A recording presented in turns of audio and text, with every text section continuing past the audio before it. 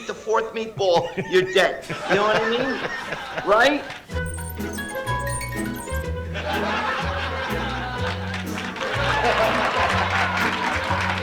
Yeah, you know what? These maniacs that are out there.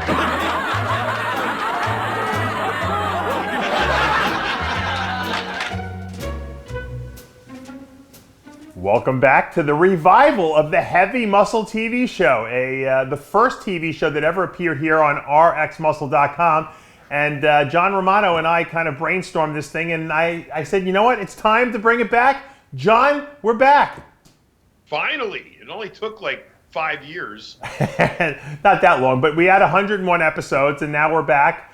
And you know what I have just for old time's sake, because he couldn't be here tonight? I have Mr. Potts potato chips. This is Mr. G's new protein potato chip that he's got putting out on the market.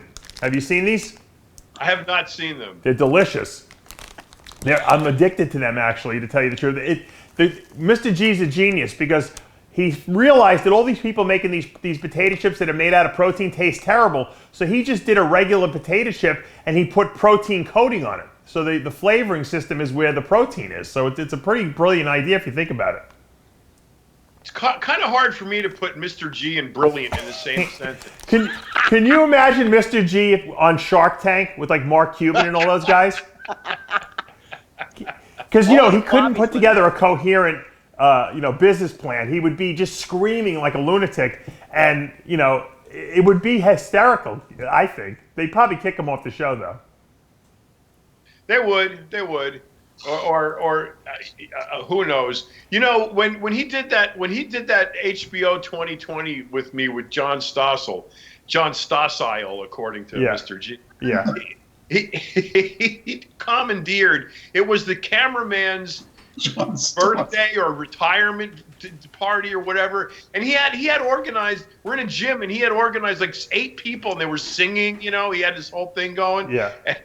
And HBO wanted to use the footage. No, they used none of the footage that he shot. They wanted to use it for the guy's retirement party, like 2 years later or something like that, right? Yeah. They didn't use any of the footage of him, training.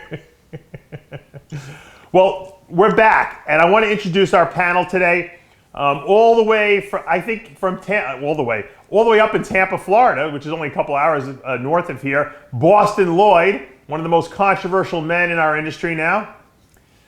Welcome, Bostin. What's up? Hey, you're growing a beard. You look like Grizzly Adams now. What's going on? Dude, I've been so lazy. I'm gonna go to the barber tomorrow and get this shit trimmed. Yeah, you're very clean cut normally. Yeah, I've been real lazy, man. I think you're trying to be very cookie cutter, like our next guest, who's calling in from South Florida, Big Lenny person. Hey, how you guys doing? Lenny, your 2-part interview with me, where the cops came and tried to arrest you, was very, very popular. It's probably both parts will probably go over 100,000 views each within the next couple of weeks. And why do you think it is that people find you so fascinating? Well, number one, I'm not a cookie cutter, and number two, no one's going to be as honest and forthright as I am, and it's just a different thing. I mean, people see the same things over and over again. During the Super Bowl, you got that thing at halftime, that little creep that could walk into a gym. You wouldn't even know who he is. People are tired of that. They want something different. Right. Who's more honest and forthright, and that's why I don't consider him a cookie cutter. Gotcha. Is Bostin Loyd a cookie cutter? No. Okay. He's honest about what he did, and he took a risk so other people can learn. He was a human guinea pig, and he seemed to came out fine. He looks great, healthy, very healthy young man. Right. Well, our next guest is calling in from New York, New York. The man that needs no introduction, really. Everyone knows who he is. Gregg Valentino. Gregg with the dark sunglasses on and chewing the gum as always. Sorry. I'm a real guinea pig, a guinea from New York. Gregg, are you cookie cutter? Hell fucking no. Okay. No, I'm not cookie cutter. I tried it. What's that? in respect to Lenny, I try to get all non-cookie cutters on this show. You so sure did, Dave. We I did did. a good Hats job. off to you. This is like a dream come true. Well, Who's like Greg? Who's like Boston? Who's like Palumbosaurus? Nobody. right. This is technically John, the new whack pack we have here. Right, This is definitely a whack pack.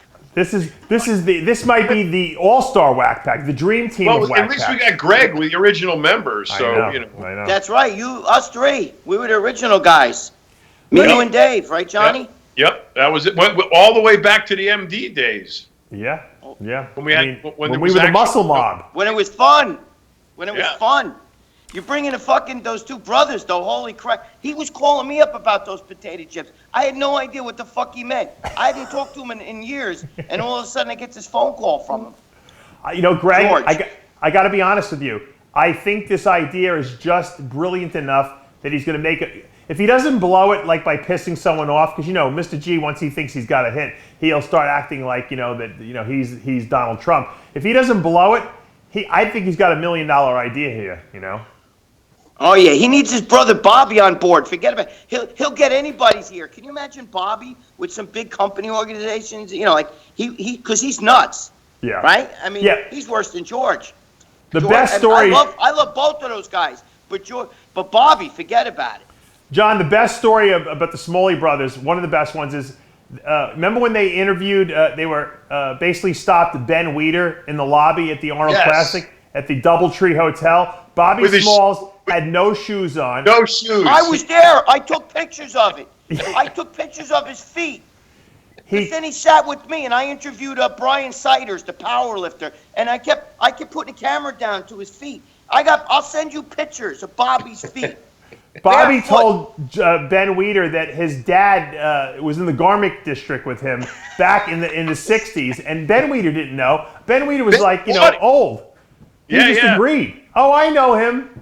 Yep. Ben believed it. All right, let's get to my topics for the day. I'm going to go to Big Lenny first. Big Lenny, did you watch the Super Bowl? Yes, sir. I watch it with my fellow misfits. Who were you rooting for? I was rooting for James Harrison to get some sacks, seeing that he's the strongest man in the NFL at 39 years old and wanted to play for a league minimum just to play. Unlike these cookie cutters, these young punks that come out there and want these huge contracts. Right. He just wanted to play. Tom Brady's 40 years old. Is he a cookie cutter? No, but I would have congratulated the Nick Foles, who probably may not even be an Eagle next year. Show a little class, you know what I mean? Yeah. You like the underdog though, because you're kind of the underdog, right? Yeah, when you're not an underdog, where's the motivation at? Mm-hmm. Even Arnold said that thing in Pumping Iron, the top dog, likes to stay on the top because the food's there. Well, that's done. In the real world, that doesn't work. Greg, you're a sports fan. Tom Brady, should he retire or is he still at the top of his game? I'll tell you what, I'm definitely a dog, by the way. I think Tom Brady, I don't like Tom Brady, to be honest with you, because first of all, I feel like the last 2 Super Bowls he won, he didn't win it. The other team gave it up. You know what I mean? There's a difference. That's just my feeling, okay? And I'm a Giant fan, so you know what we did to Tom Brady.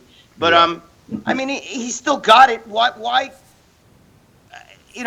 quit if you still got it? Go as long as, as it's still got. I mean, he's still probably the best quarterback in football. I don't like him because he's not on my team. But he's still got it going on, so why quit now, Bostin Loyd, at it, right? when you see, we're talking about the Super Bowl and older guys that are, excelling.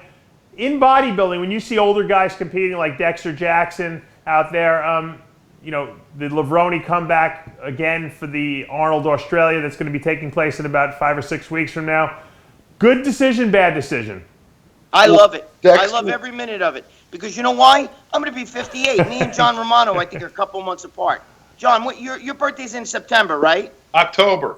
October, all right. I'll be 58 in August. So I got 2 years, I'll be 60. So anytime anybody's older, I like that shit. You know what I mean? It just proves that in the old days, Tom, be quarterback at 40 years old or be playing football at 40 years old or any sport, you'd be considered an old man. But today, I'm all for that. Is what I'm trying to say. Bodybuilding's its own entity. It's not as easy to come back, because of the steroids you got to take and what you put your body through.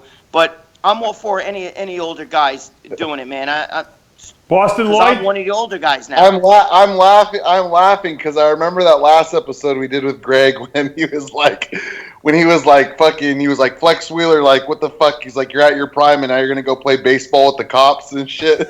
And then that's when he tried to play Dave like the next week at the Arnold or whatever. Yeah, he tried to kung fu me.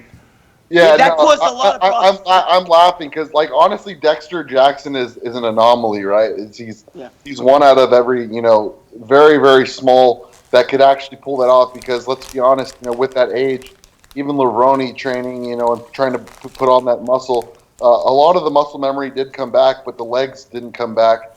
Flex Wheeler didn't come back. That was a very disappointing showing, in my opinion, for Flex Wheeler as well. Dexter Jackson never took that time off the gym, and he has insane genetics, so he can get away with it. But I say majority of the people can't get away with it. Now, if they're doing it because they love to do it, great. But if they're trying to just do it because they want to prove a point or whatever, I would really frown against that because, like I said, everyone that's came back, like Leroni, and I think Leroni said he was going to do like 3 shows after that, and he's backed out of every single one, for whatever reason. But I mean, I wouldn't.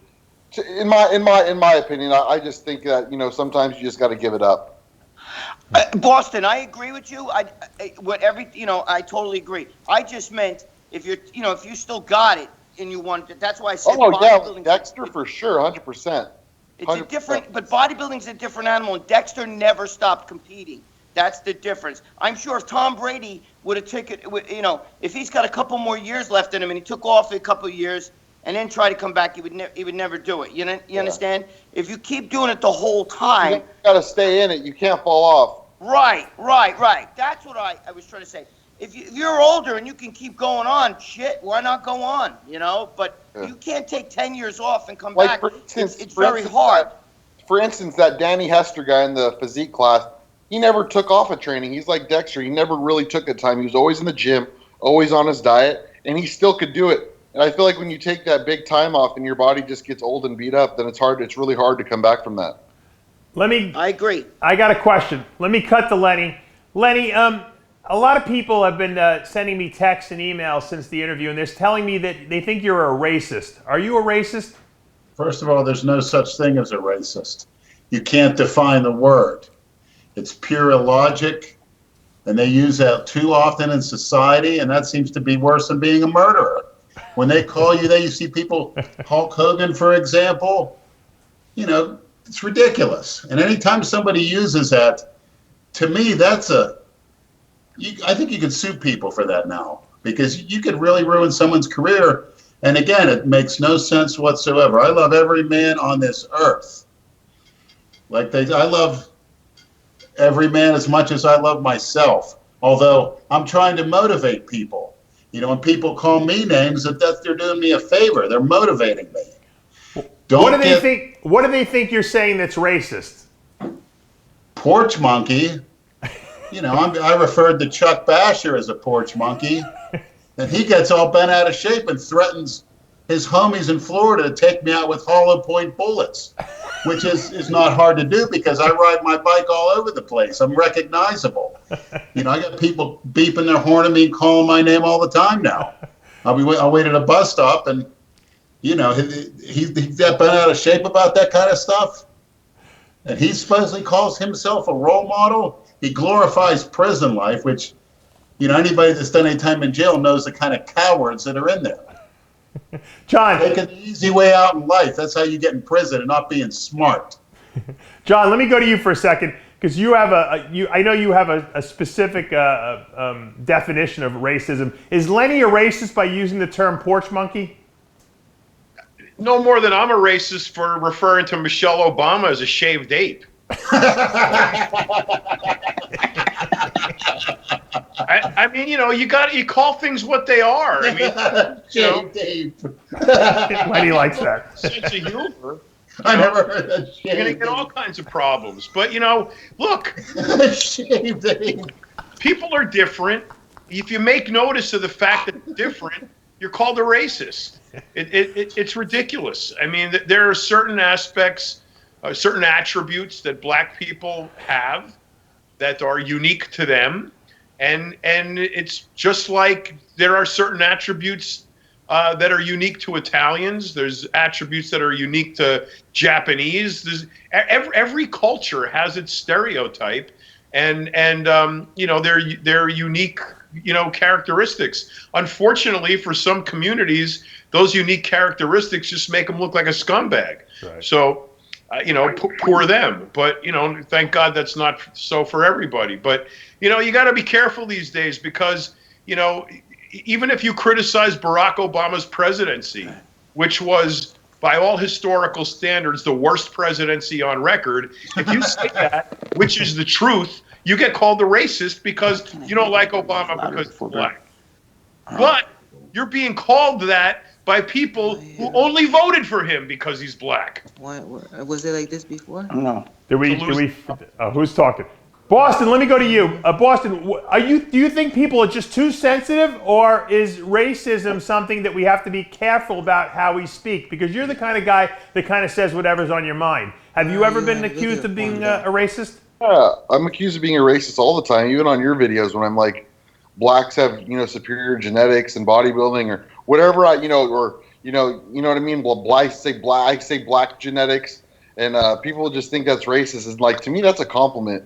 Like I'm telling you guys that you guys have superior genetics, but yet that is racist. So yeah, I get that a lot, man. And I don't believe in the whole racism thing.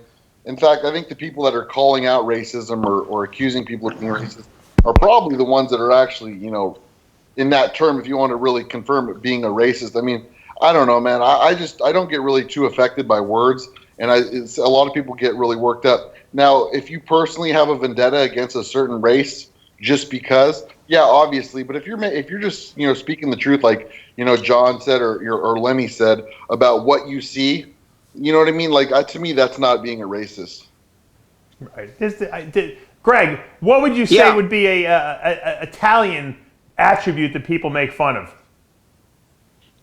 What did you say about the Italian? What's a good Italian attribute that people would make fun of, that people might say, oh, he's a racist by saying that? A good Italian attribute? What do you mean, like somebody's got a big nose or something? Well, I think, don't they say that about Jewish people, right? Big nose. Yeah, big nose, grease ball, guinea, wop, all that stuff. Is that what you're talking about? Greg, what attribute about being Italian? Big dick. There you Got a big dick, dude.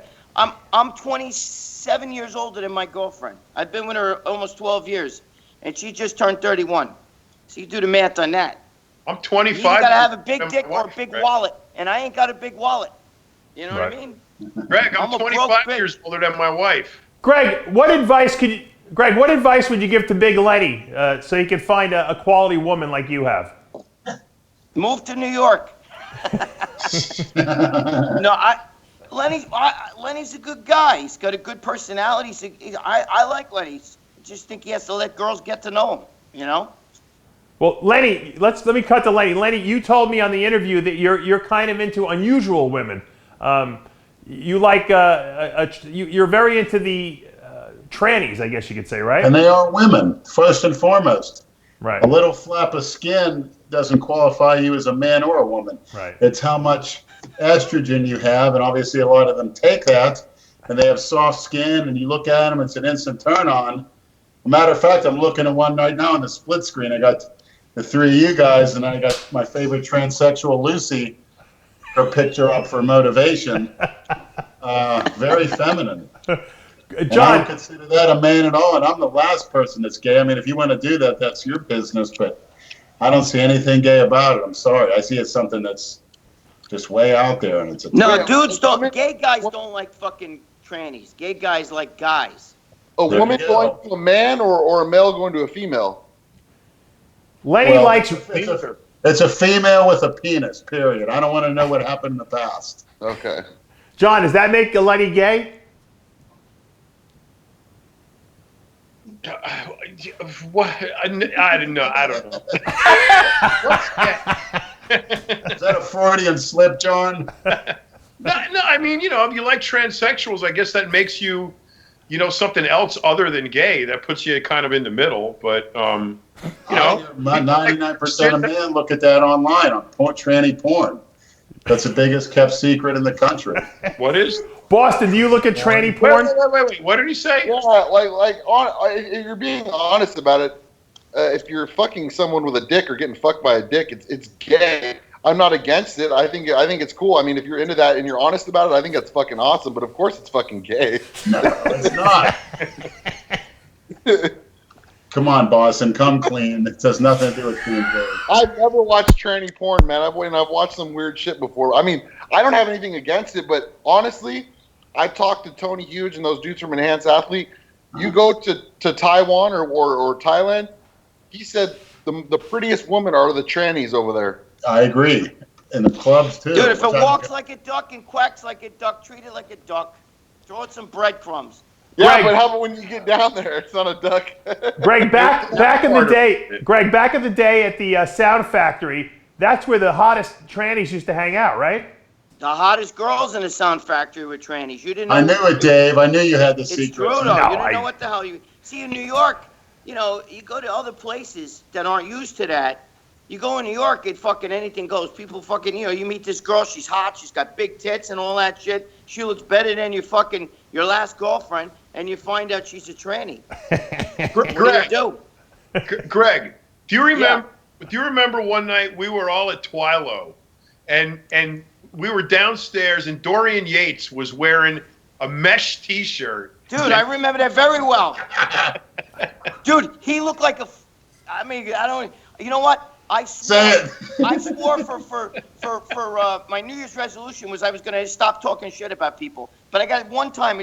He looked like a fucking old man when we saw him down there. Dude, people were walking right by him, and Bob Bottom goes to me, "Holy shit!" I was King Kamali, all them guys were there. Craig Titus was there. They were sitting. Yeah.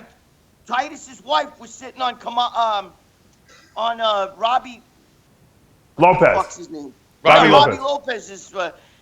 She was sitting on his lap, and his girlfriend was sitting on Titus's lap. Yep. But we're sitting there, we're looking, and it's fucking Dorian. Bob's going, "Look at that, Dorian." I'm going, "Get the fuck out of here." Because you used to seeing Dorian Jack. Dorian had disappeared for a while, and that's when he first came back, and he had that mesh shirt on. The funniest fucking thing was that song "Shiny Disco Balls" was playing, and Bob Bonham and I, we were looking over the balcony, and they were dropping that like ice confetti that they were dropping. He was like in the ocean of like club people with his arms up in the air. And we were like looking fucking, dude, he was lit. He was lit. It was fucking fun. I love That was a fun night, man. That was a great night. Dennis James was there. That was a great night, man. Oh yeah, all of it. Victor Was there a tranny story there, John? Thackeray was there. We were all rolling our faces off. So I don't know. See, I don't drink, so anything I do, I can't blame it. I was fucking drunk. I didn't know what I was doing. Lenny, you don't drink either, right? Or do drugs? Who? I tell you what, I like your Euphoria a lot. Oh, you do? I really do. It's almost like the Phenibut, but it's different. You get really turned on. I love it. I'm on it now. It stays in your system all day. You take a teaspoon or two. What is this? Dave's Euphoria. He has it on his supplement. Yeah, wait, what is it? I have a product called Euphoria. It's made by my friend Brian Cunningham. It's GABA metabolites. They kind of give you a buzz similar to the old GHB. Really? And I gave Lenny a bottle, and he loves it. You don't pass out on it, which is good because I passed out many times. What about the three of us, the rest of us guys? What do we, chop liver? I thought you don't do recreational drugs. Apparently. All right, I want to go to a very controversial subject. I asked Lenny on his interview with me about this gymnastics doctor who had been abusing and sticking his fingers in all these young teenage gymnasts, and I asked him if what he thought about it. And Lenny, tell us what you said. Was anybody killed? Was anybody maimed? No. Why are they all coming forward now? And that was part of his routine examination. And did you see that father, one of the girls? came to court looking like a drunk bum, saying he wanted 5 minutes with Dr. Nasser, telling the judge, he goes, I can't do that. Give me 1 minute. They said, no, I'm about to charge him, and he did, trying to look like Father of the Year. It's a little too late for that, pal. I think if you went to 5 minutes with Dr. Nasser, he'd have you like in Silence of the Lambs, all ripped up to pieces. So you're defending this Dr. Nasser. You don't think that he did anything wrong? I think he did something inappropriate at worst. But again, is anybody dead? No. Anybody maimed? No. They call it psychological abuse. Well, you're a gymnast. You should be able to rip his little filthy head off at the moment he did it. Greg, you have a daughter. What do you think about that statement? Years later, they were molested and abused. I had a grown woman that took a shower with me when I was a little kid. I would do to him That would explain what he a lot, did to all Lenny. those girls. What did I he would do to do? him what he did to all those girls, exactly. Stick I his fuck finger him in in his there? ass just to degrade him. I'm serious. Yeah. I'm serious. I don't like. He's bad. That guy. That's taking advantage. Do you see what he looks like? He's like a little pussy too. You know what I mean? He's sitting there blinking his eyes. He's crying, saying, "This is too much for me." I mean, we're all fathers here. John, you got a daughter too, right? Don't you? Two, yeah. You have 2 daughters. Yeah, I mean, that's. I don't know. But do you think you I let your don't like daughters that let shit. this happen? No. You'd probably tell them. Anybody puts their hand on you, you rip his eyes out. You rip his nuts off. You don't come back 20 years later with these stories. But I got to say one thing. There's something that Lenny said, though, that I kind of see his point, is that how come that father didn't know about this shit when his daughter would come home? I mean, like, didn't nobody fucking knew what this guy was doing? Well, you got to look at it from their perspective, okay? They're potential Olympians. They're cloistered in this training camp. They're not allowed to talk to each other. They're not allowed to talk at all. They're supposed to maintain total focus. They're trying to win the Olympics. So they'll do anything, with that mindset, and they thought because of the care they were being given by the coaches and everything that this was legit. So, it went on for years because it was under the guise of it being a legitimate treatment, and this guy was doing what he had to do to keep these girls competitive, and these girls would do anything to stay competitive anyway because they were trying to win a gold medal in the Olympics. So this is nothing like 16 accusers of Donald Trump coming forward now. He was a billionaire for 40 years. They could have come forward at any given point in time. All 16 of them lied, though. But then they wait till he's president to come forward, which is a crock of fucking shit. If you had anything wrong with you, you would have come forward when it first happened. You know that you were being raped or molested or whatever. It's not like a kid who doesn't know what's going on. You're a grown woman, and it didn't mean anything. It didn't mean enough to you back then to say anything to sue the guy. It's billions of dollars. You could have gotten a settlement. But no, you got to wait 40 years later till he's president, and then you come forward. That's the bullshit ones. No, I agree with you, but let me tell you something. He did affect those little girls' lives because, you can't do that shit to a little girl. Of course you do. She's fucked up for the rest of her life. First of all, their parents. Any of those little girls you see in gymnastics have been pushed by their parents. Yep. So sometimes it makes you wonder if the parents didn't already know shit was going on, but they turned a blind eye. You remember like that movie with Borat or whatever it was, where the guy's making believe he's doing a movie and he gets these children coming in, and Sacha Baron Cohen, and he tells the children's mother, the kid's 3 years old. He's like, "Can she lose 30 pounds?" And they're like, "Well, she weighs 50. Well, yeah, we'll get her to lose the 30 pounds." And he, get a black kid tied up like Jesus Christ on the cross, and she was gonna, like really sick shit. And the parents all went with it because they wanted their fucking kids to be in, they figured, I don't give a shit if it's gonna get them in the movie. So maybe John is onto a point that maybe a lot of the parents kind of turned a blind eye because they wanted, because I can't. If it was me, I'd kill the fucking guy. Well, this guy was a predator. He preyed on these people, and the organization turned a blind eye the way Joe Paterno did when he had that Sandusky guy who was abusing the little boys at Penn State there. And he should be strung out in Central Square, and people should stone him to death like the old age. That's how bad what this guy did. And there's agree. nothing that female judge told this guy off when she sentenced him. It was brilliant, I thought. I loved it. Yeah. I loved it. I think he deserved it. Yeah. I loved it. All right, Let's like standing like a little wimp and crying and shit. Get the fuck out of here. Yeah, well, he's going to jail for life, and he'll probably be killed in jail by someone like Lenny, I'm sure. Oh yeah. Yep. So yeah, he'll be killed in jail. Let's cut to an era that we all remember. Boston might not have been alive during this era, but it was the era of the 80s and 90s. Gold's Gym Venice.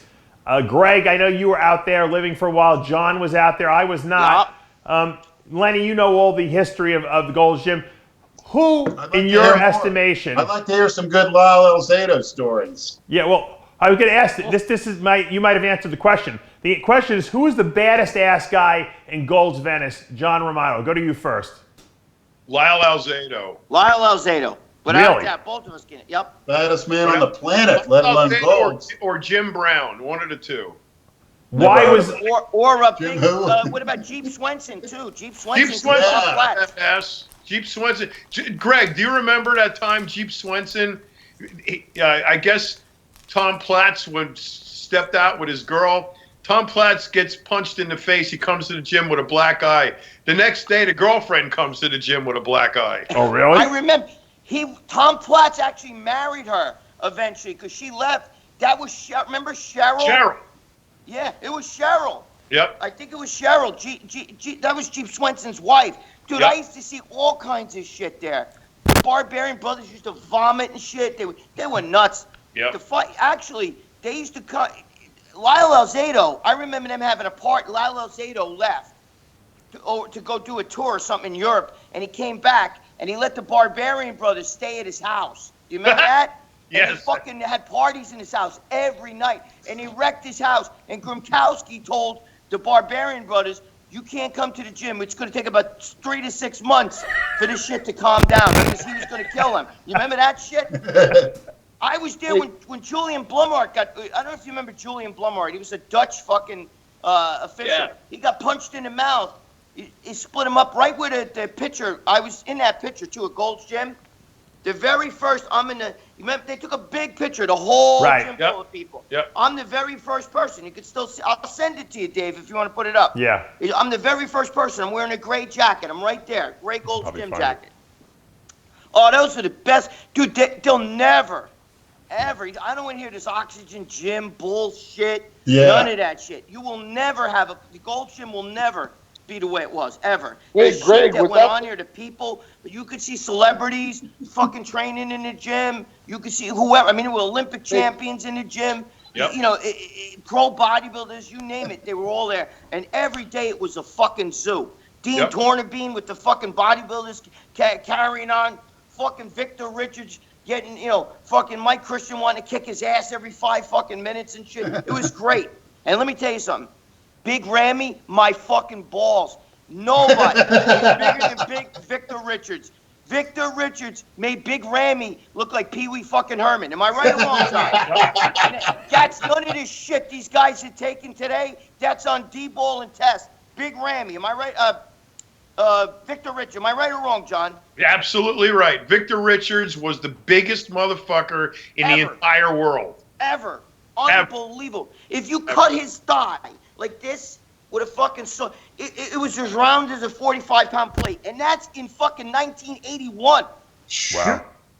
Back then, you remember Bill Pettis? I remember Bill Pettis, sure. He giant had arms. He had the giant arms. Remember? You know who else, John? You know who else was gigundo to me? I thought his arms looked like fucking bowling balls. Rory Liedlmeyer. Do you remember him? Yep. Fucking dude, he was gigundo, Rory. But he used to train with Tony Mandarich. I remember that. Oh God, you don't know the fucking. I remember that little guy, the one Teenage America, Rudy Hermosillo. He was really like 25 years old, but he was a little Mexican guy. Do you remember him? He used to train with fucking John Aranita. Well, I remember, dude, those were the days, man. I loved all that shit. Remember how big fucking Matt Mendenhall was? Oh, fuck yeah. Yeah. Dude, he was the next Arnold. That fucking guy. He was. He never turned pro. I know, because he got fucking robbed losing to fucking, what's his name over there? Fucking Stridham and shit. Yep. Well, He was badass. He dwarf stride him. I don't know how the fuck Gary stride him. My dad plays second. My dad plays second to Stridham at the 1984 USA's. He lost by 1 point. How funny is that? That's pretty cool. John Loyd, Who did? Boston's father. Wow. Well, so Oh, I wanted to chime in on this. So in 1980s, 1990s, my dad mentioned a guy that was fighting everyone in the gym. His name was Ken Waller. Yep. Oh, Yep. fuck yeah. He I was know tough. Kenny Waller. Holy shit. He was a math teacher. He was a bad dude, too. Ken Waller used to wear sweatpants and a leather jacket every day. Dude, And then he was tough. Does a guy with the name of Rod Kuntz ring a bell? Oh, Rob Kuntz. Yeah, Rob Kuntz. Absolutely. Natural Mr. America. You got to remember, I'm from your father's era. I might even Well, no, remember your father. my dad was in that photo with the Barbarian Brothers, and I think the same photo you're talking about outside the gym where everyone. I'm in that photo. I'm the very first person on the left. I'll send you that photo. So you probably had met my dad. He's in that photo. I probably know your father. That's Your hilarious. father looks very familiar to me because I was a bodybuilder back then. All that shit, Yeah, I love. Those were I my probably days. know him I too, started if competing he in the was there. 70s. If he was at Gold's, I'd probably know him too. Yeah, Yeah, John, he you would know him. Yeah. Yeah, he fucking was- what's his name? Ed Connors gave my dad his first steroid injection. Really? Did he really? That's funny. Connors gave me my first blowjob. How about the weekend Ed Connors gives Jimmy the Bull his condo in Palm Springs? Yeah, hold on a second. We got the picture up on the screen. I don't know if it's all fitting up there. I think some of the people are cut off. Where are you, Greg? I'm in it. Which I can't see which one you have. It's the one with all of us in the gym. Samir, Are you near Benir, all those Menser? guys. Are you I'm near the the bottom first- or the back? I'm in the front, the very first one, front row, left, all the way to the left. I think gotta see which picture. There's like 10 of them that they took. I think This there's a was on cutoff. the I wall think that's in cut Connor's off. office. Hold on, we'll find another one. Do you want me to send it to you? Big Lenny, have you ever been out to Gold's Venice? No, never been on the West Coast. You never made the trip out to the Mecca of bodybuilding? No, I considered maybe the cookie cutter Mecca back in the day. Now it is, but, I don't think it is anymore from what I hear. Didn't you want to experience that energy out there of the bodybuilding, Well, I sure did. I grew up reading Flex magazine, very familiar with all the names. Yeah, I don't think it'll be duplicated again. Who do you think is the most badass from that era? Easily Alzado, because he made a statement he didn't think any man on the earth could kick his ass in the mid-'80s, and I'd have to agree with that. Did anyone Mike kick his Christian ass? would have given him a fight, though. Hey, Mike he's from Christian- Muhammad Ali, and he took it real serious. He took everything Ali had. Ali was sort of, off his prime a little bit, but still, that's before Ali fought Holmes, and, that's unheard of. Yeah. Who does that, Right. Alzado. I trained with him for 2 years. He was crazy. He was a See that maniac. picture, Tyler. The way his physique looked, the trim waist, big legs, big forearms. You don't see these flabby football players. Some of them don't even look like they lift, just big and fat. And he didn't die from steroids. That's bullshit. He died from AIDS, didn't he? That's what I heard. Me John, too. you knew him. How'd he die? I know exactly what happened to him. I trained with him for 2 years. He died of a central nervous system carcinoma that was brought on by the growth hormone that he took in the 70s that was harvested from cadavers. Do you remember the Crest hormone? Yeah. Yes. Yeah. Wes Corman. That's the Crest hormone, yeah. That's what Alzado took, and that's like Crutchfield-Jacob disease, mad cow disease, right? Get the prions stuck They in. used to get it from Rheus monkeys, too, though, John. Remember that? Yeah. But When you say porch monkeys? if we're talking about Alzado's death, it was a central nervous system lymphoma brought on by the growth hormone he used that was harvested from cadavers. Wow. Let me ask you a question, Boston. Who takes more steroids, you or Big Lenny? Shit, man, I need to listen to some of his interviews. What are you on now, Lenny? Lenny, what's your biggest stack?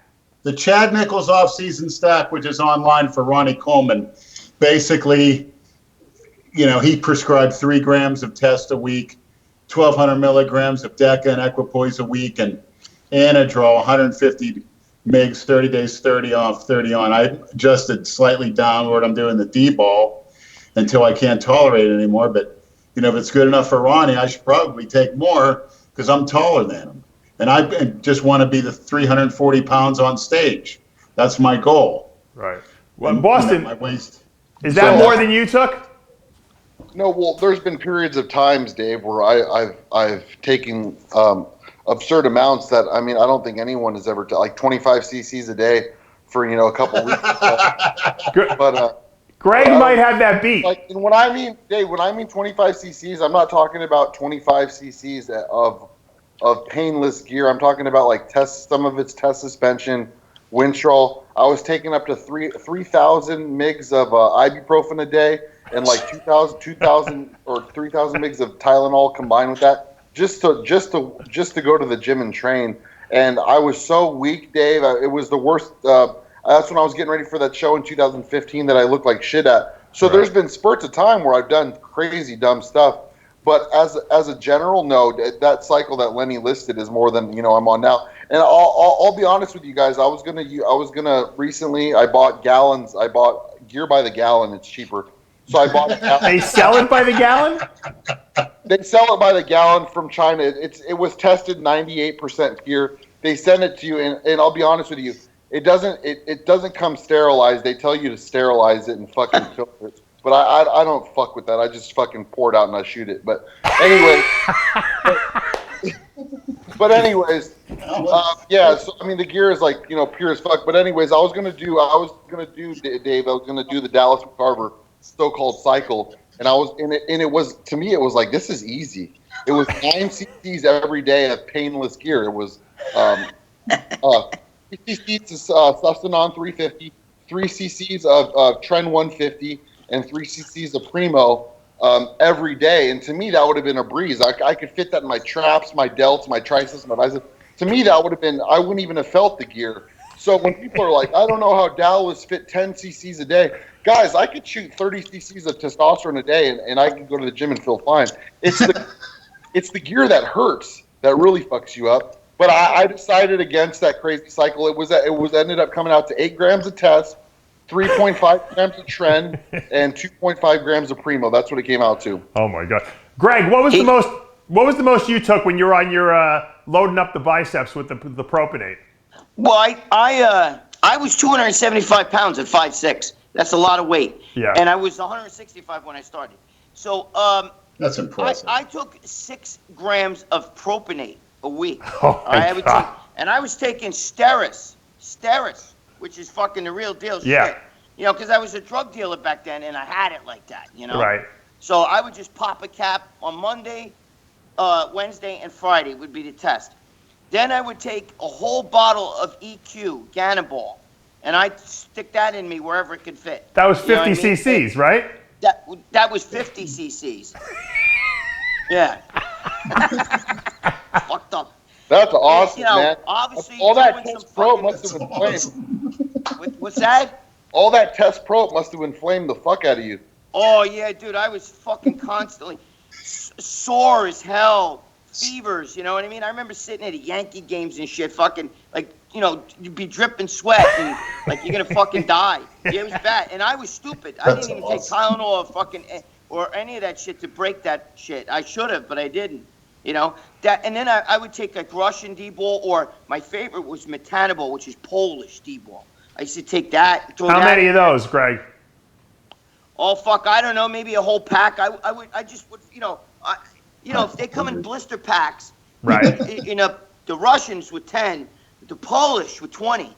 Those fucking things work like Anadrol. I would take the whole 20. I didn't give a shit. You know what I mean? I just pop them. I like a madman. I was just taking all, because I had it like that. I would figure, why leave a couple empty spots in that blister pack? Fuck it, take them all, man, right? You sound, I have major OCD. Like, I opened up my drawer the other day, and I found all these orals I had from 2014 that are in the liquid solution, right. And they're all crusty and shit. They're all fucked up. And I'm still fucking like, all right, well, I need to fucking use this. You know, I'm not, can't throw it out. So I'm sucking out all this crusty ass fucking shit in a solution just because I have to take it because I can't throw it out. Mentally, I can know it's fucked up, but I still have to take it because it's just like it's sitting there. That's like me. Listen, I can't open up a 10cc and fucking see that there's still shit in there. I'm like, fucking, Yeah. I'll open up a new one on Wednesday. Why, you know? Yeah. You're like I me. turn over the vials and make sure I get the last drop the next day. Yeah, but Boston, you call yourself Mr. 3cc. Why waste a 3cc syringe? Greg wouldn't waste a 10cc bottle, right, Greg? You used the whole 10cc bottle in one shot. Yep. Oh, always. And you know what? I'll tell you Holy what. I'll shit. go one better, Boston. I would actually take pliers and pull a fucking rubber stopper off and suck up any last drop that was in that rubber stopper. Dude, that makes me feel so much better about how fucked up my situation is. Oh, Yeah. man. Lenny, Me too. Lenny, what was the most you've ever shot in one injection? We shot the 10 cc's back in the day. Yeah. I just can't understand how Boston tolerates that much tren. Tren, to me, that's horrible for me. Sleeping and breathing. I mean, I could take Debo and Anadrol all day, but I go above 600 mgs of any kind of tren a week, and I'm done. Well, I think it's your body weight, too. I think if you brought your body weight down, you'd be able to handle more, probably. Okay. He wants Wait, he wants to be 400 pounds though, Boston. He can't do that. Yeah, I always Wait, wanted to be like the Jeep. He was one of my early inspirations, 410 pounds of muscle. Holy Christ. Hey, Boston, I wanted to say something to Boston. The other day I saw he did an interview. By the way, I love Boston's interviews. I love Boston. He's a good guy. And I saw he did an interview talking about his father used to take the power bones. I used to fucking get the real power bones. And when I got robbed one time, and the way I found out was because somebody who had the real power bones fucking, they robbed me. I had them in a locker. And that's how I found out who it was, because this guy was, you couldn't get that shit. They were in ampules, and he came from France. You told me your father used to, those things were unbelievable. They were 76.5 milligrams? Yeah, Yep. 76.5. And you know what? You never got that trend cough. You were right. You said your father said you never got the trend cough. And they were like fucking kind of like pale Pistello. Trent cough is like a new thing. I don't know if it's the reason because these guys are putting solvents in it, or if the raws from China are coming in. Because my dad was like, "What the fuck?" He was like, "What is that?" Like, I think it's the acetate. I think the tren acetate does it. The tren enanthate, which is the parabone, really doesn't cause that. From what I noticed, I actually was in Barcelona. We drove to Andorra, and we bought Parabone from the pharmacy. So I actually used to get them directly from the pharmacy, at least for one point in my life. John, what would Dan Duchesne? You were very good friends with him, the steroid guru, the original. What would he think of these crazy dosages that these guys are talking about here on the show today? Would he have been like, yeah, or would he have been like, they're nuts? No, he would have been like they're nuts, because he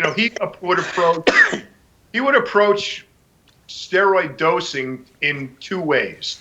One is he would use receptor mapping, and the other is he would look for the least effective dose, like they do in medicine. So if you can raise your test levels to 1,800 by taking a cc a week of cypionate, there's no point in taking 10 cc's a week. So, this is his logic. Yeah. So, that's just the way he looked at it. And if you took enough gear that your receptors were burned up to the point where you're getting acne all over your back, your hair's falling out, you're obviously saturated your receptor sites. So taking more is really not going to do anything. But didn't Dan theorize that taking, say, 5 grams a week a test would increase your amount of receptors?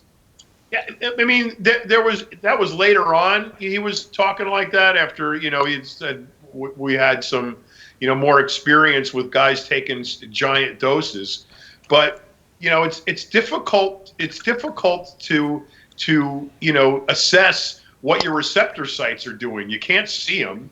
There's no test for them. So it was, Dan always used to say that thank God we have all these willing lab rats. Because you just he told me shit like that. He caught me talking shit about him behind his back. It was the most fucked up thing. He would come in and he'd stay at Bob Bonham's house, and I was telling him all about this shit, you know. And but he was a little wacky towards the end. And when he left to go to bed. I didn't know he came back down to get water, and he was behind me. And I'm over there going to Bob Bonham. Boy, he's fucking whack, man. What's wrong with him? You know, saying all. And we were talking. I was talking, and Bob's looking at me, trying to like shut up. You know what I mean? And I turned and I looked, and I'm like, holy shit! But Dan was a good guy. He took it all in stride. You know what I mean? He knew he was a little whack, but he was smart though. He's a really fucking smart guy. What did he think about anti-estrogens at that high of a dose, John? I never took anti-estrogens. At what high of a dose? Huh? At what dose? At the 5,000 milligrams of a saturation rate that I read about that he talked about. A lot of that stuff was just he was just theorizing. None of it little of it had been put into actual use. But I can't fathom a dose that high of anti-estrogen being any more effective than a lower dose. As long as you're getting the job done, doing more does not necessarily equate to more effect. Right. All right, on another subject, guys, I want to cut you off a little bit because we're running out of time here. Gregg, we know you love to eat steak. One of the classic scenes from Bigger, Stronger, Faster, the movie, is when you're in that diner with Chris Bell and you're eating that steak and it's like dripping down your face. Who would win in a steak eating contest, Gregg, you or Big Lenny? I don't know. I could eat some steak. Steve Bleckman once bought me a 3-pound steak, but the crazy thing was I shit out 4 pounds. So it's just a joke. I'd love to find out. I love steak. I've eaten 2 or 3 pounds a day for the last 20 some odd years. I love it. Like Gregg said, why eat anything else if steak's on the menu? That's it. Hey, let me tell you something. If we're ever at a restaurant and Dave's there, maybe Dave will pay for see who can eat more steak, me or you. We got to go to that place on Long Island where if you eat the 5-pound steak, they give it to you for free or something like that, John? 72 ounce. 72 ounce. Yeah. That's where we had the steak contest. Yeah. Yeah, we have to have another one. Big Lenny versus Valentino. We'll do it. But Big Lenny, make sure you take your Fiberlize before and after. Hey, John, by the way, it was STH. That's working wonders for me. I got Lenny on Fiberlize. We're trying to get his waist down 10 inches. Lenny, how is the fiber working on your intestinal tract? Excellent. I'm not bloated or gassy. Right. It comes completely out. I'm sleeping like a baby. Awesome. I want to thank you for the bottom of my heart. I really think I'm going to do some damage this year as far as improvements. And that's what it's all about, year-to-year improvements. I don't believe in retirement in life or anything. You got to keep going. Everybody should get on stage once a year because that'll motivate you in the gym. When you got to display yourself almost naked, and in my case on the internet in front of 300,000 or 400,000 people. I'd like to see Lenny you versus Bostin Loyd at the Ruby Classic this coming year. Yeah, that would be great. In the heavyweight class there. Would you? You think we great. can make that happen? Aren't we both super heavyweights? You are. I know I am, but a lot of guys say they're going to be super heavyweights and they dwindle down to heavyweights. I won't mention any names, but... So, Bostin, are you taking the challenge from Big Lenny? I wish, man. If I didn't have a kid on the way in a couple months, Come on, Boston. Bostin, you can handle it. No, it's I'm the done, Ruby man. Classic, for God's sakes. My passion for competing, I haven't even been to a show since my show. My passion for the actual competitive bodybuilding is like, I didn't even put on trunks till the day I stepped on stage. I didn't put on a tan. I just died. I love the process. Don't get me wrong. I love the process of taking the drugs and the different nutrition, the low carb, seeing your body change. But as far as the competitive side of it, there's no interest for me. I think that you should, one more time, lace up the trunks. I want to see you and Lenny on stage together at the Ruby Classic. I'll send a video crew there. We'll videotape the whole thing, and we'll make a whole little documentary out of it. It's possible, but it won't be this year. You got to give me a couple. We'll give you a year. If you give me 2 years, man, and right now I'm about 275, pretty lean. If I can get up to 300 pounds decently lean, I'll do a show. All right, so Lenny will be 350 on stage. You'll be 250. You're going to need 2 years for me, Boston. Dave, if I know I could step on stage at 260, I'll do it. Last show I was 240. All right, Lenny, how much did you weigh at your last show? 287. All right, so you're going to dwarf Boston. John, you want to say something? I gotta go. Okay, all right, yeah, let me wrap this up. Guys, thanks for joining us for the revival of the Heavy Muscle TV show here at RxMuscle.com. I am granting you guys, I guess you could say, I am anointing you guys the new whack pack here at RxMuscle.com. Thank you, Gregg, Lenny, Bostin, and John. For now, we're out of time. I'm Dave Palumbo. We'll see you next time. Cookie cutter John.